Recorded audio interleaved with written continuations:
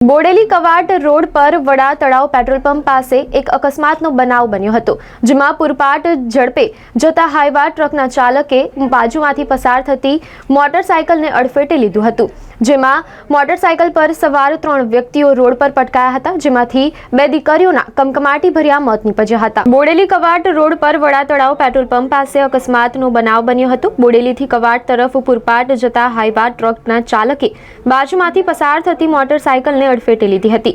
હાઈવા ટ્રકની ટક્કર વાગતા મોટરસાયકલ સવાર 3 જણ રોડ પર પટકાયા હતા।